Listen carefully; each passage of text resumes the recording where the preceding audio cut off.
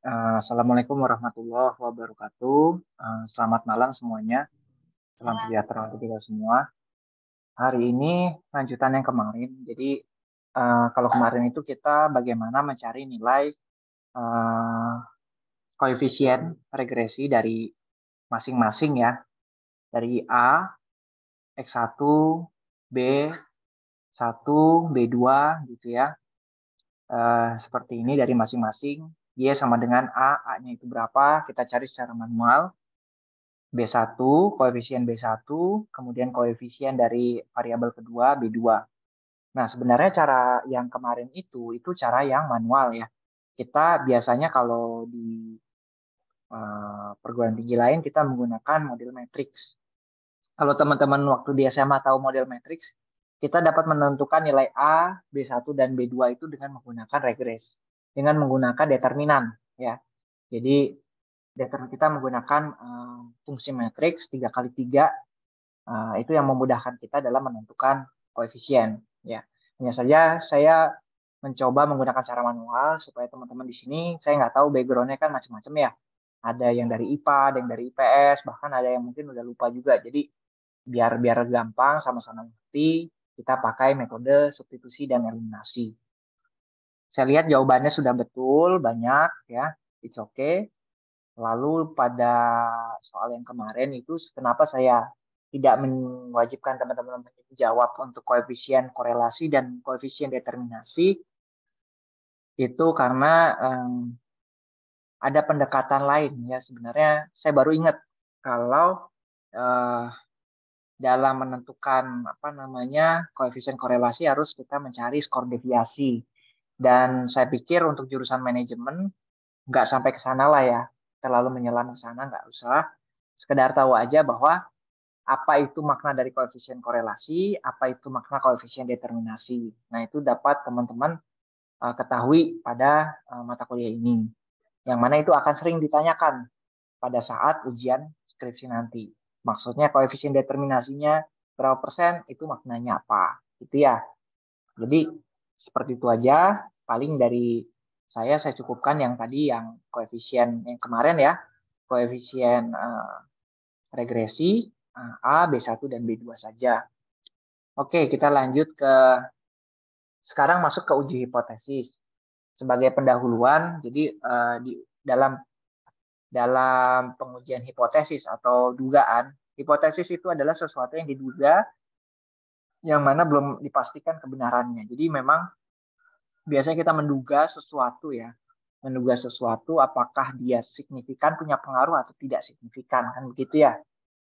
Maksud dari dua prediktor di sini adalah dua variabel ya, dua variabel X1 dan X2 yang mana kita melakukan pengujian ini untuk apa namanya mengetahui sejauh mana pengaruh simultan atau secara bersama-sama antara kelompok data A dan B, variabel bebas X1 dan X2 terhadap variabel terikat atau variabel Y di sini. Sebagai informasi, variabel bebas dapat disebut juga sebagai variabel apa namanya independen ya. Sedangkan variabel tidak bebas disebut juga sebagai variabel dependen ya. Dan dalam pengujian hipotesis ada yang dinamakan uji simultan, yang mana kita kenal nanti dengan uji F atau biasa disebut uji Fisher. Kemudian ada yang namanya disebut uji T, yang mana itu disebutnya uji parsial. Ya. Uji parsial dan uji signifikan ini uh, menentukan apakah hipotesis tersebut diterima atau tidak. Oke. Untuk yang pertama-tama kita masuk ke uji signifikansi secara simultan atau bersama-sama, di mana pengujian ini ingin melihat apakah X1 dan X2 ini berpengaruh secara bersama-sama terhadap variabel Y. Caranya adalah kita membuat hipotesis dalam uraian kalimat H0 dan HA. H0 dan HA. HA biasa disebut juga di beberapa buku sebagai hipotesis alternatif atau juga biasa disebut juga H1 ya. Biasanya kalau untuk H0 itu berisikan kata-kata umumnya tidak signifikan gitu ya. Misalkan contoh pengaruh diduga disiplin kerja tidak berpengaruh terhadap kinerja karyawan, misalkan itu. Sedangkan hipotesis alternatifnya diduga tadi apa? Disiplin kerja berpengaruh terhadap kinerja karyawan. Nah, gitu ya.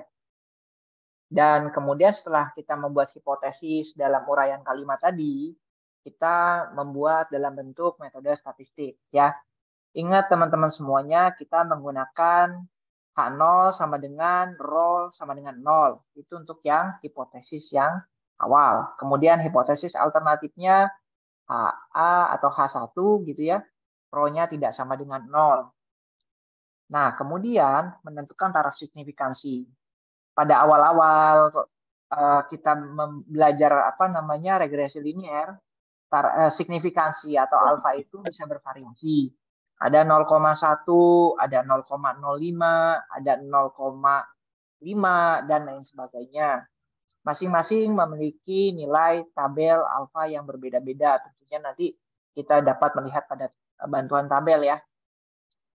Dan kemudian ada namanya kaidah pengujian. Nah, kaidah pengujian ini teman-teman perhatikan bahwa F hitung yang kurang dari F tabel, maka dia terima H0 atau menolak H alternatif. Saya tambahkan di sini. Nggak bisa ya. Oke, nanti teman-teman catat jika F hitung kurang dari F tabel, maka teman-teman menolak H1 atau H alternatif. Jika F hitung lebih besar daripada F tabel, maka teman-teman tolak H0, terima H alternatif. Nah, ini nanti suka ditanya ini sama dosen pembimbing, dosen penguji waktu teman-teman sidang di semester 8. Oke, ini jangan sampai lupa nih ya. Jadi nanti suka ditanya ini. Gitu. Oke, kita lanjut. Sebelum saya next slide, ada yang mau tanya nggak untuk ini, untuk slide ini? Lanjut, Pak. Lanjut ya. Lanjut. Kalau untuk menentukan F hitung dan F tabel, nanti kita coba bareng-bareng ya. F hitung, ini maksudnya R, X1, X2Y itu apa sih Pak? Itu namanya R square ya. R square dalam kurung N dikurang M kurang 1. Nah, dibagi N itu 1 dikurang R square. Oke. Nah, M di sini maksudnya variabel bebas. Ya, variabel bebas kalau dari misalkan nih X1, X2, kira-kira berapa variabel bebas? Ada berapa variabel bebas? Ada X1, X2, dan Y. Variabel terikatnya berapa? Variabel bebasnya berapa? Misal, kita ambil contoh. Misalkan tadi X1, terus kemudian X2, kemudian Y. Nah, X1 dan X2 itu sebutnya apa? Variabel bebas. Artinya, M itu jumlah variabel bebasnya tadi ada sama dengan 2 ya. Kemudian jumlah responden, misalkan kayak kemarin contohnya itu 10. Maka jumlah respondennya atau N-nya itu sama dengan 10. Kemudian setelah kita mulai menghitung, kita dapat nilai F hitungnya, dan kita akan bandingkan dengan F tabel. Nah, F tabel ini ngitungnya gimana? Nah, nanti kita coba ya, kita bareng-bareng. F alfa itu tadi misalkan 0,05 DKA, maksudnya DKA itu jumlah variabel bebas pembilang. Misalkan tadi di situ DKA-nya berapa tadi? DKA-nya itu berarti jumlah variabel bebasnya itu adalah M. M itu tadi sama dengan 2. Kemudian DKB-nya N dikurang M kurang 1. Nanti kita coba cari ya, jika F-nya itu 0,01 misalnya gitu ya. N-nya itu sama dengan tadi ada 2. Kemudian misalkan jumlah responden itu ada 10. 10 dikurang 2 itu 8. 8 kurang 1, 7. Maka jika F alfanya itu 0,01, kemudian DKA-nya 2, DKB-nya itu 7, itu berapa nilainya? Oke, jadi kita coba bandingkan, lalu kita ambil ke keputusan teman-teman semua ya. Jadi nanti dari sini kita akan tahu apakah hipotesis ini secara simultan diterima atau tidak, gitu ya. Nanti kita coba dihitung-hitung aja ya, ini sebagai teori aja. Nah, kemudian dikenal juga namanya uji signifikansi secara parsial. Nah, parsial itu maksudnya apa sih? Nah, jadi tujuannya adalah untuk menguji signifikansi dari dua variabel bebas tadi, X1 dan X2, terhadap variabel tidak bebas atau dependen. Nah, eh, karena kita mengukur secara terpisah, maka tentunya hipotesisnya dibuat berbeda ya, jadi tidak satuan ya. Jadi kita bagi menjadi dua. Contohnya tadi misalkan disiplin kerja, misalnya S1-nya disiplin kerja, X2-nya kompetensi terhadap kinerja karyawan misalnya gitu. Maka yang apa namanya? Yang pertama, karena masing-masing S1 tadi X1 hipotesisnya apa? Disiplin kerja terhadap kinerja karyawan, yang H2-nya itu uh, kompetensi terhadap kinerja karyawan gitu ya. Jadi terpisah. Kita harus membuat hipotesis dalam kalimat ya. Kemudian yang kedua, kita buat model H0 beta sama dengan 0 dan HA beta tidak sama dengan 0. Sama seperti sebelumnya, yang C menentukan taraf signifikansi. Nah, signifikansi ini bisa 0,01, 0,1, 0,05, 0,5 dan seterusnya. Itu beda-beda ya, tergantung dari penelitian. Nah, biasanya dalam penelitian digunakan taraf signifikansinya alfanya itu sama dengan 0,05 ya teman-teman semua, atau 5%.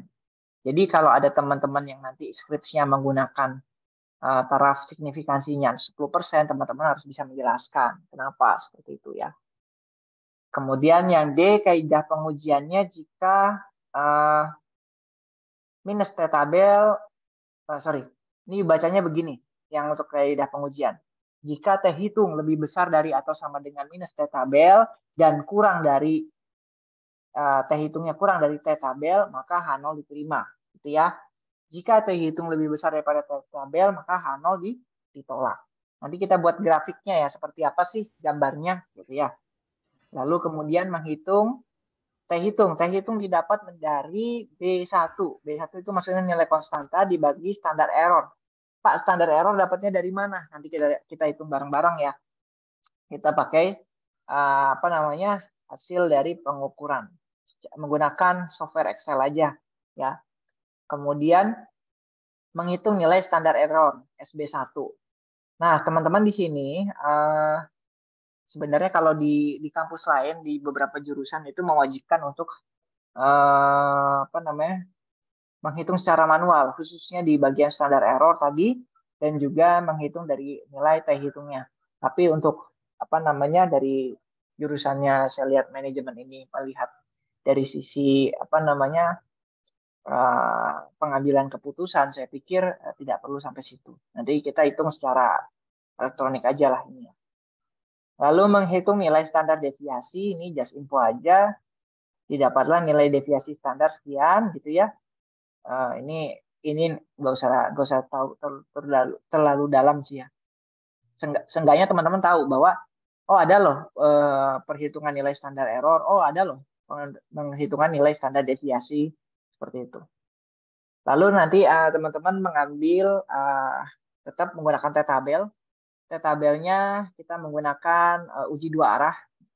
Maka di sini alfa per 2. Ingat ya, uji dua arah. Simpan di otak teman-teman masing-masing. Uji dua arah, alfanya dibagi 2. Uji dua arah, alfa bagi 2. Kalau uji satu arah, alfanya tidak perlu dibagi 2. Gitu ya. Tetap harus ingat sampai lulus, sampai kapanpun harus ingat. Karena itu akan ditanya sama dosen penguji. Gitu ya. Lalu yang G, mengambil keputusan.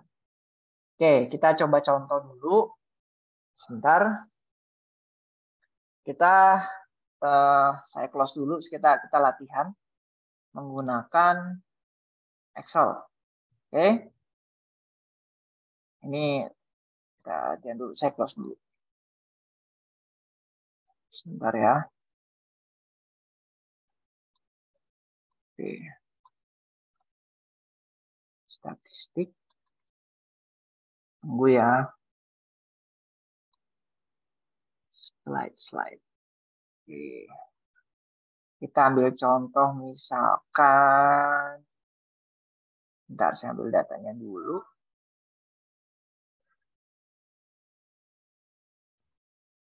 Ya, sabar.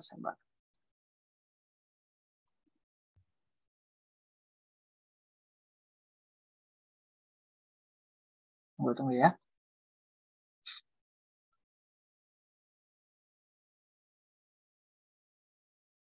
Patut diingat ya, waktu regresi linear sederhana, kan ada F-test dan T-test ya. Pertanyaan saya, jika F-test itu kan uji F ya, dan uji T itu pada regresi sederhana itu, dia memiliki tujuan yang sama. Artinya dia ingin mengukur signifikasi dari variabel tersebut. Karena variabelnya cuma satu, ya enggak? Tapi kalau uji F dan uji T itu memiliki makna yang berbeda, tujuan yang berbeda dari dalam uji regresi berganda. Itu ingat tuh. Itu biasanya suka ada yang nanya tuh, dosen tuh. Oke, bentar ya, mana sih datanya? Ya.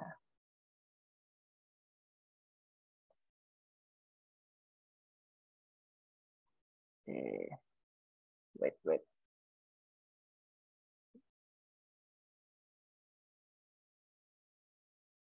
Oke, saya coba tampilin dulu nih ada beberapa materi dari bagus sekali sih, dari luar negeri. Oke, just info teman-teman semua aja. Misalkan kita dapat output dari regresi berganda menggunakan software entah Excel apapun itu, kita di sini biasanya didapatkan ada yang namanya prediktor. Ada konstan, experience, dan test score. Maksudnya di sini kita ambil contoh. Di sini kita contoh modelnya adalah pengaruh ya. Pengaruh apa nih? Lama bekerja, experience, dan nilai aptitude, nilai tesnya terhadap gaji ya gitu ya. Y sama dengan beta 0 ditambah B1 X1, di mana X1-nya adalah lama pengalaman kerja, B2-nya itu koefisien dari apa namanya X2, kemudian X2-nya itu nilai dari hasil aptitude test ya. Nah, di sini misalkan udah diolah gitu ya, dapatlah hasil seperti ini. Nah, ini maksudnya konstanta tadi, teman-teman udah tahu ini adalah nilai A-nya. Yang ini experience adalah nilai B1-nya, dan test score adalah nilai B2-nya. Dan di sampingnya itu ada nilai T. Nah, T di sini adalah nilai T hitung, teman-teman semua. Jadi, kita akan melihat apanya, nilai T-nya. Kebetulan untuk experience di sini adalah nilai T-nya 7,07, kemudian test score di sini T-nya, T hitungnya adalah 3,24. Nilai ini akan kita bandingkan dengan T tabel. Ini just info aja di awal sebelum perhitungan. Nah, ini nanti kita akan menghitung, teman-teman semua, dengan menggunakan hubungan. Di sini SST, SSR, dan SSE. Maksudnya apa sih? Nah, kita akan menghitung SST itu adalah total sum of square. Artinya jumlah kuadrat total gitu ya. JKT, misalnya bahasa Indonesianya. JKT sama dengan SSR. SSR maksudnya apa sih? Sum of square due to regression. Artinya apa? Jumlah kuadrat regresi JKR. Oke. Kemudian ada namanya SSE. Ini teman-teman istilah statistik terima aja dulu ya, karena memang ini sangat diperlukan nanti pada saat kita membahas bagaimana kita mendapatkan nilai F, bagaimana kita akan mendapatkan nilai T nantinya. SSE di sini adalah sum of square due to error, artinya jumlah kuadrat error, jumlah kuadrat galat. Ada juga yang seperti itu JKG, ada juga JKE gitu ya, beda-beda ya. Buku-buku beda-beda, pada prinsipnya sama. Dan ini kita dari sini kita akan bisa menghitung yang namanya ada yang namanya ANOVA output. ANOVA itu apa sih teman-teman semua? ANOVA itu adalah analysis of variance. Nah, ini didapatkan dari hasil SPSS ataupun Excel. Teman-teman semua nanti pada saat skripsi pun akan menginterpretasikan makna-makna di sini. Apa sih makna yang biasa ditanyain? Adalah makna F. F itu di sini 42,76 itu apa? Gitu ya. Teman-teman harus dapat menjelaskan. Nah, nilai F hitung sebenarnya kita bisa mencari secara manual, bisa kita cari secara membandingkan antara SSR dibandingkan terhadap SST dibandingkan terhadap SSR. Nah, SST di sini adalah 599,7855 dibandingkan dengan 500,3285. Itu yang SSR regression. Nanti didapat, maksud saya MS-nya. Nanti bisa didapatkan nanti MSR per MSE didapatkan 42,76. Kita bandingkan. Ini rumusnya. Yang tadi maksudnya adalah yang R square, ya. Yang R square tadi untuk yang koefisien berganda itu kita dapat menghitungnya dengan membandingkan SSR dibagi SST. Yang tadi 500 dibagi 599. Dapatkanlah nilai R square. Nah, ini teman-teman nanti jadi tahu nih kok dapat nilai 0,838418 itu dari mana? Dengan membandingkan nilai jumlah kuadrat regresi dibagi jumlah kuadrat total, gitu ya. Saya bahasa Indonesianya itu kalau di buku-buku teman-teman lihat buku statistik itu seperti itu. Nah, untuk menentukan nilai F sendiri kita dapat menghitungnya dengan menggunakan nilai seperti ini. Bentar ya. Nilai F-nya itu MSR dibagi MSE. MSR tadi teman-teman lihat artinya adalah mean square regression, sedangkan MSE adalah mean square error. Mean square maksudnya apa sih? Rata-rata ya. Namanya mean itu sebutannya rata-rata kuadrat regresi. Yang satu lagi rata-rata kuadrat error, gitu ya. Seperti yang saya jelaskan sebelumnya, nanti kita di sini coba kita hitung jika F tabel lebih besar daripada F hitung, F hitung lebih besar daripada F tabel, maka hipotesis alternatifnya kita terima. Sedangkan kurang, kita tolak. Nanti kita coba lihat ya. Kemudian nanti kita coba nilai T ya. Nah, nilai T yang tadi, ini hipotesis parsial. Nanti kita hitung bareng-bareng.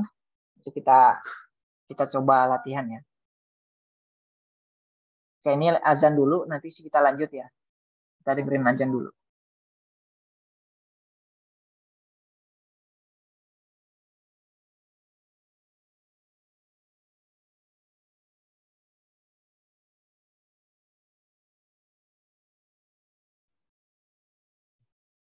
Oke, kita mulai lagi teman-teman semua.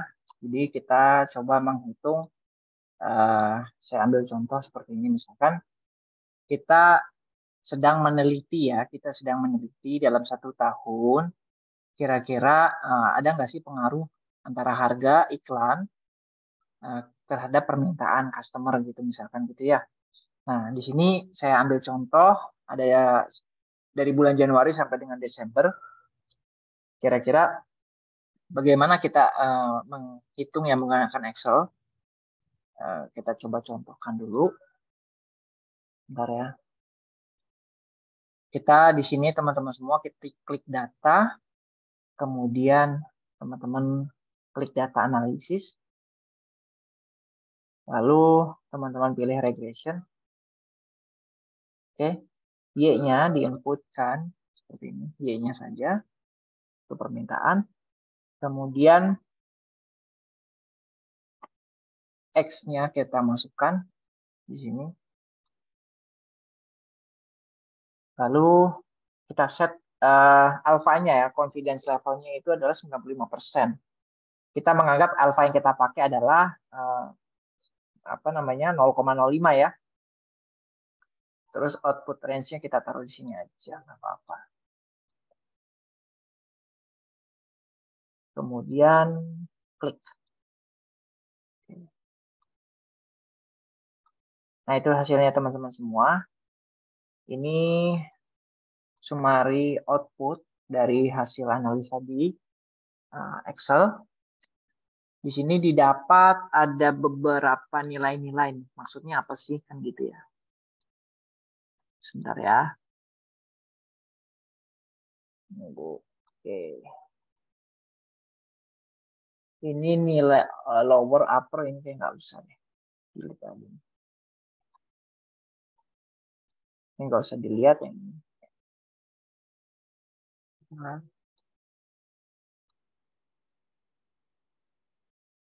Oke. Oke, start udah. Oke. Kita atur dulu ya teman-teman semua biar enak dilihatnya. Saya atur dulu nih. Angka komanya ini aja. Enggak terlalu pusing. Seperti ini aja. Kemudian yang ini juga sama. Ya, kebanyakan koma ya. Nah, oke ya teman-teman semua. Jadi kita dapatkan datanya seperti ini. Nah, pertanyaan saya bagaimana kita menginterpretasikan ini data ya kan? Oke, kita coba yang pertama dulu.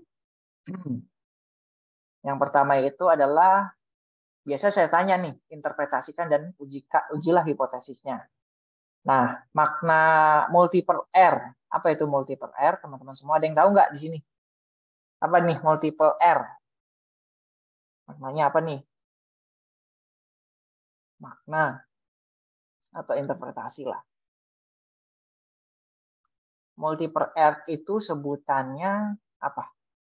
Kalau kemarin saya udah bilang tuh, koefisien korelasi ya. Multiple R itu maksudnya koefisien korelasi. Oke, koefisien korelasi. Nah, di sini nilainya berapa? 0,9748 ya. 0,9748. Maknanya apa? Jadi dia menunjukkan bahwa korelasi antara variabel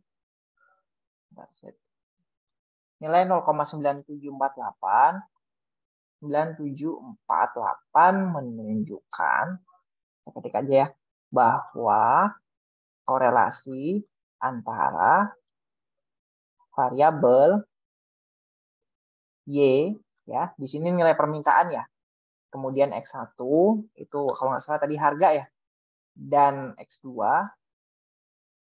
sebesar berapa? 0,9748 artinya 97,48% ya kan?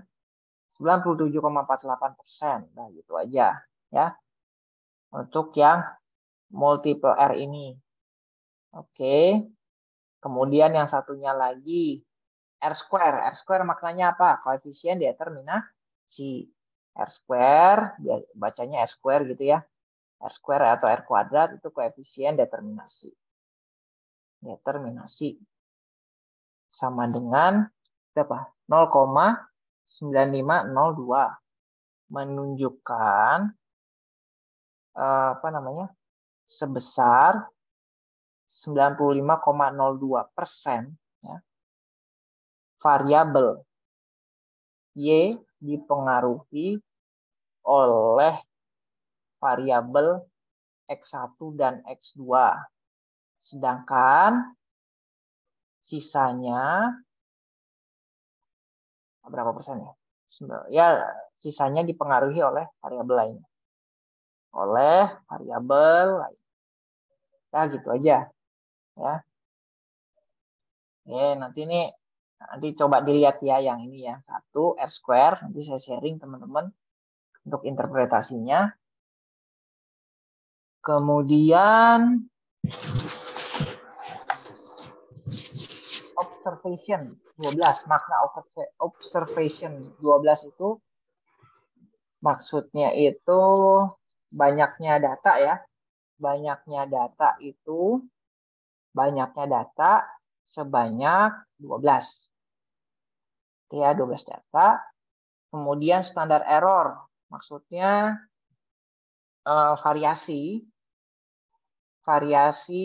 sebesar 8462 di sekitar garis regresi. Nah, gitu ya. Itu bahasanya. Adjusted R square nggak usah sih ya, cuman ini aja. Kemudian ANOVA. Nah, di sini ANOVA di sini 2. Kita lihat ANOVA-nya itu 2. Oke. 2 di sini adalah variabel bebas gitu ya. Saya tulis di sini DF regression Artinya itu derajat bebas. Derajat bebas atau degrees of freedom. Degrees of freedom atau sama dengan jumlah variabel bebas. Dalam hal ini S1 dan S2 kan, itu ada 2. Gitu ya. Kemudian residual nggak usah. Terus lagi dari sini ya. Regression itu kita bisa. Ini dia. Nah, di sini teman-teman saya boldkan ya. Di sini saya kuningin. Pak, emang benar ya kalau SSR kalau SSR dibagi dengan SST itu apa iya R square gitu. Coba ya. Buktikan ya. R square R pangkat 2 itu sama dengan SSR dibagi SST. Yang mana itu 16, kita sampingnya aja ya. Ini kan sama dengan 1661,14 dibagi. Oh benar tuh, 9502 teman-teman semua. Berarti memang betul. Terbukti bahwa R square adalah nilainya 0,9502 yang didapatkan dari SSR dibagi SST. Oke. Nah, apa betul Pak? F di sini nilainya itu adalah hasil pembagian antara MSR dibagi yang di sini residual. Residual itu maksudnya itu error, MSA. Biasa sebutannya error. Ya, biar nggak bingung. Pak iya. Ya kan? MSR dibagi MSA. Ini 8330 dibagi dengan 96,95. Dapat 85,9219. Oh iya benar Pak, benar. Nah, gitu. Berarti bukan ngada-ngada nih, kok bisa dapat hasil kayak gini gimana nih? Gitu kan. Berarti terbukti ya teman-teman semua ya. Oke. Kemudian apa lagi? Oke, koefisien. Nah, intercept. Oke. Maka kalau dari persamaan ini teman-teman semua nih lihat ya, saya kasih tanda ini. Kasih tanda kuning. Saya tebelin di sini. Ini maknanya apa sih? Maka persamaan regresi berganda ditulis menjadi Y sama dengan minus 23,205 X1 ditambah 24,261 X2 ditambah 256,957 gitu ya. Jadi teman-teman harus nulisnya seperti ini. Oke. Ini bentar. Nah, itu kalau ditanya itu dari data ini ya. Oke.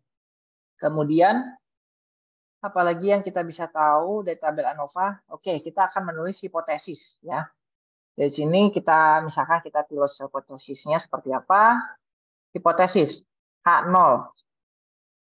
Oke. Kita bicara hipotesis yang simultan dulu ya. Tidak ada hubungan antara harga dan dan iklan gitu ya terhadap permintaan gitu. Yang satu lagi H1-nya atau H alternatif, ada hubungan antara harga dan iklan terhadap permintaan gitu ya. Oke. Maka H0 dan HA-nya di sini teman-teman semua kita tulis sebagai H0.2 Rho sama dengan 0. Sorry.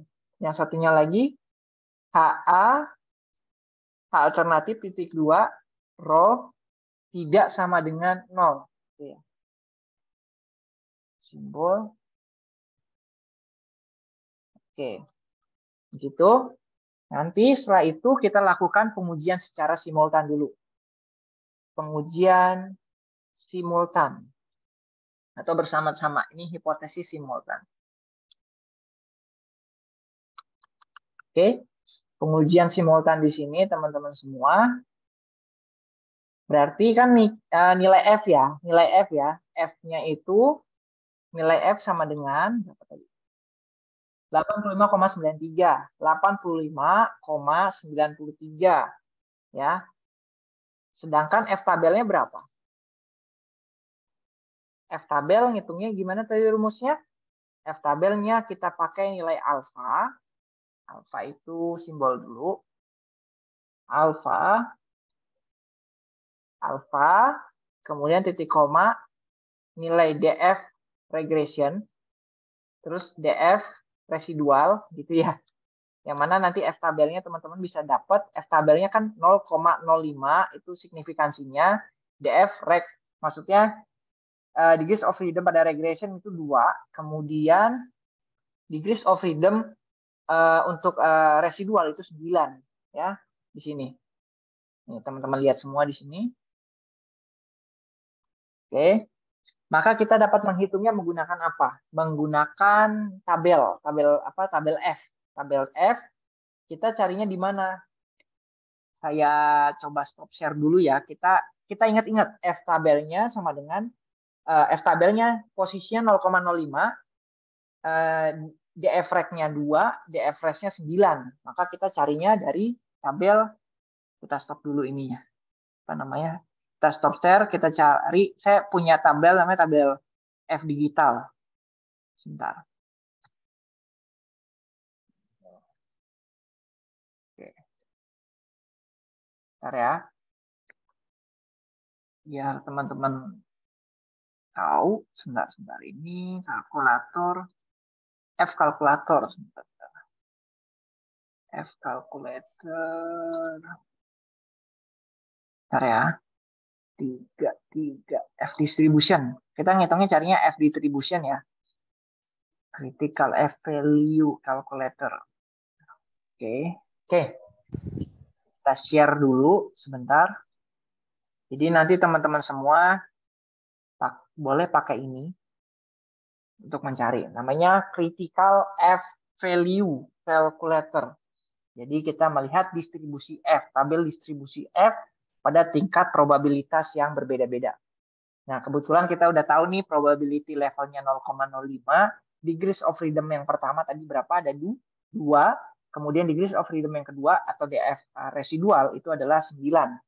Maka dengan DF regression itu 2, DF residual itu 9, alfanya 0,05 kita calculate. Berapakah nilainya? Kita hitung. Nilainya critical F value-nya 4,25. 4,25 ya teman-teman semua. Di sini coba kita kita coba masukkan nilainya. Sebentar saya stop share.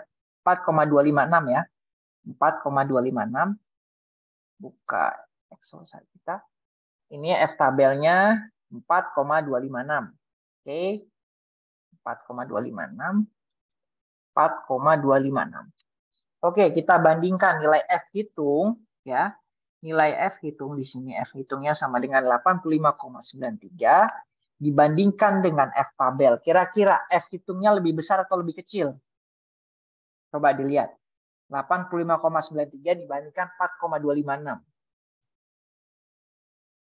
Kira-kira gimana? Ada yang mau kasih pendapat?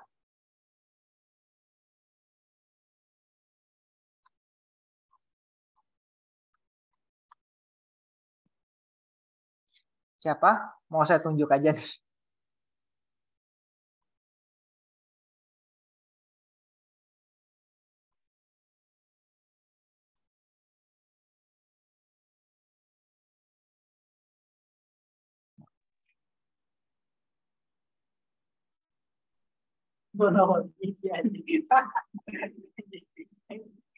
Jadinya gimana? F itu lebih besar daripada F tabel.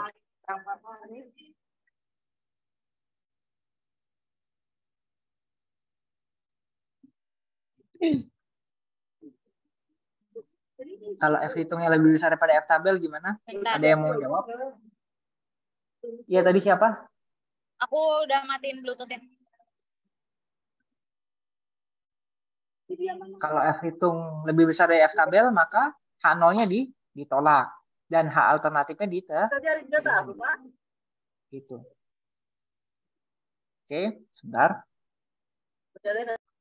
Maka kita tulis, nanti teman-teman tulis di sini. Karena F hitung lebih besar daripada F tabel, maka H0 ditolak dan HA diterima. Hipotesis alternatif diterima, gitu ya. Artinya ada hubungan antara variabel harga dan iklan terhadap permintaan, gitu ya. Jadi jawabnya gitu teman-teman ya. Oke, itu yang tadi simultan. Sekarang apa namanya? Kita lihat dulu apa namanya persamaan untuk uji signifikansi parsial ya.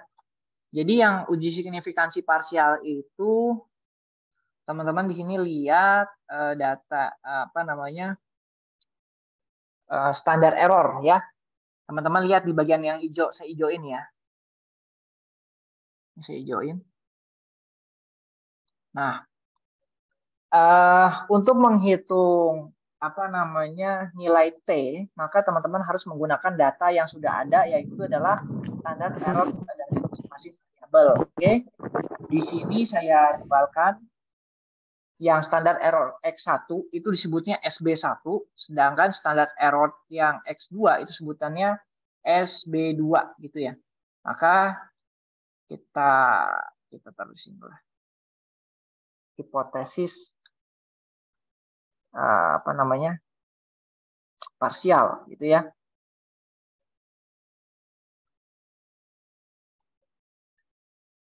Maka kita kopas dulu aja di sini. Oke, sebentar.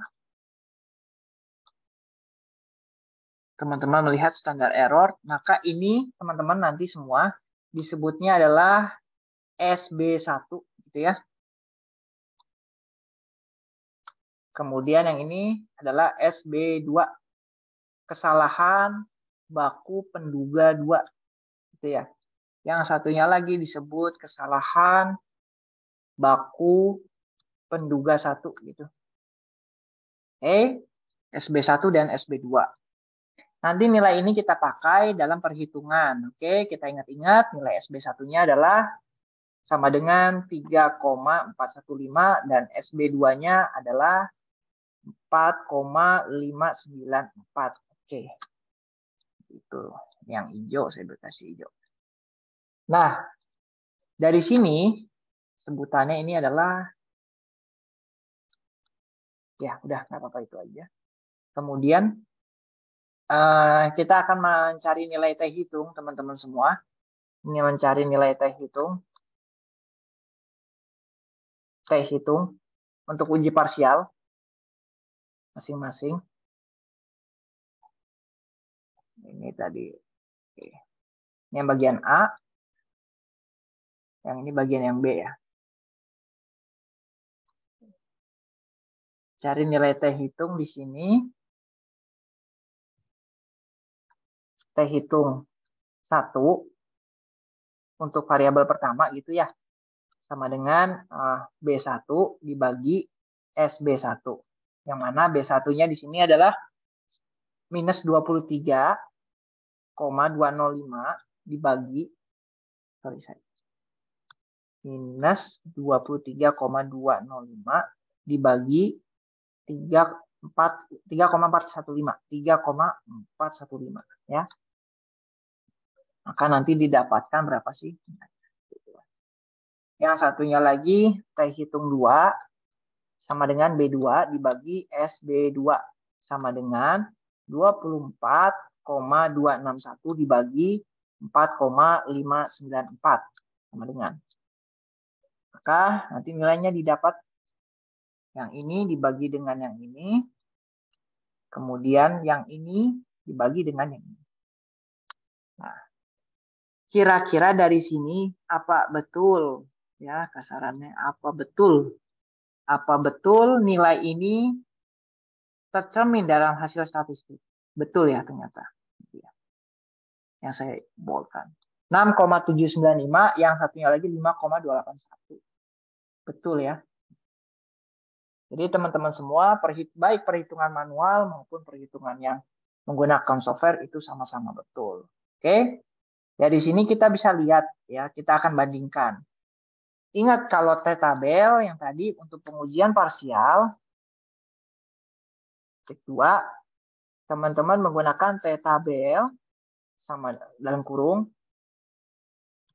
T. Ingat alfanya alfa per 2 karena dia pengujian 2 arah ya. Pengujian 2 arah. Pengujian 2 arah. Alfa per 2. Oke.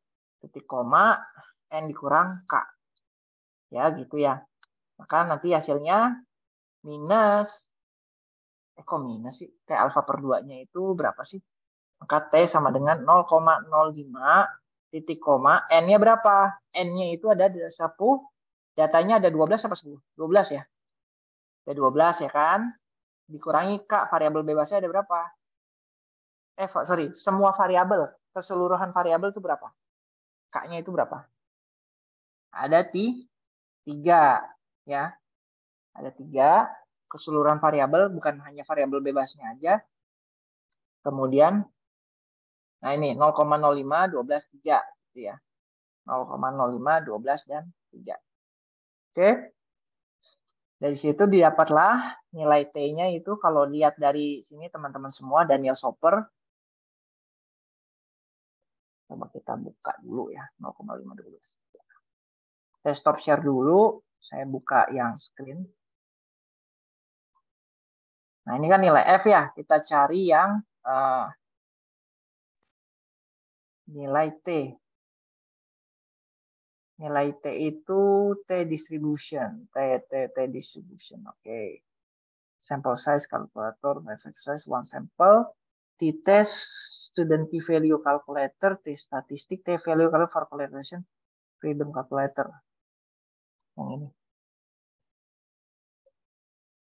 Sorry. Yang student T-value. Harusnya student T-value ya. Student T-value calculator. One sample. Nah, ya. Oke, degrees of freedom-nya tadi berapa? Kita lihat 12 dikurangi 3 itu artinya ada 9. Kemudian probability levelnya 0,05 karena dibagi 2, 0,505 dibagi 2 jadi 0,025. Kita calculate. Maka hasilnya adalah ini dia teman-teman. Saya snipping tool sebentar.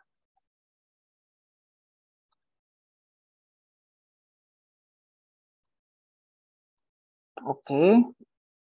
Kita stop share dulu. Kita balik ke tadi. Oke. Dapat. Oke. Nah, ini datanya nih. Maka 12 kurang 9, 12 kurang 3, 9, yang alfa 0,05 didapatlah T-value untuk two tail. Kita bicaranya two tail ya, 2 arah. Itu plus minus 2,685. Oke. 2,685. Itu udah benar. Oke, kita lanjut lagi. Maka nilai T hitungnya sendiri, teman-teman semua.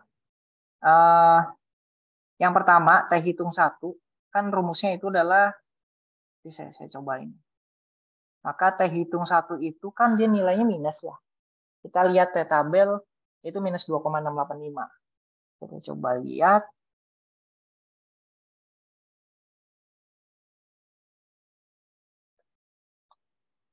Kita buat grafik aja kali ya.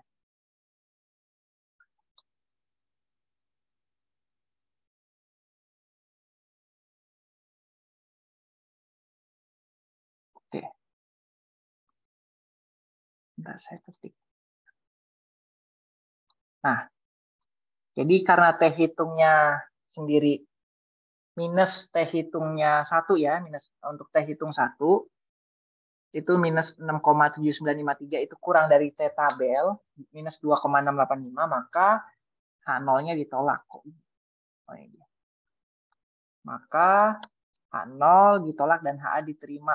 Sedangkan T hitung 2 itu nilainya 5,281, lebih besar dari T tabel. Kita ambil T tabel yang positif ya, 2,685, maka H0 ditolak dan HA diterima. Oke, oleh karena itu dapat kita simpulkan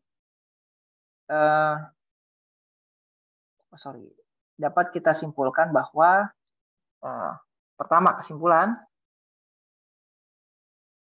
adalah apa tadi pertama? Harga. Oke.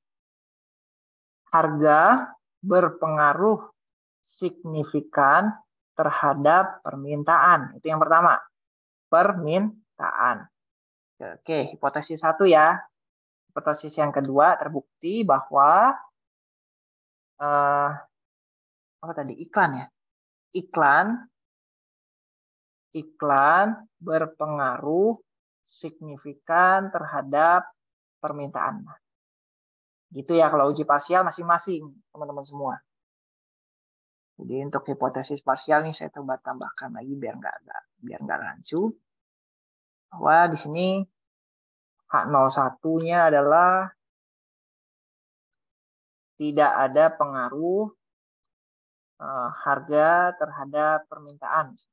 Tadi harga ya? Iya, harga. Tidak ada pengaruh harga terhadap permintaan.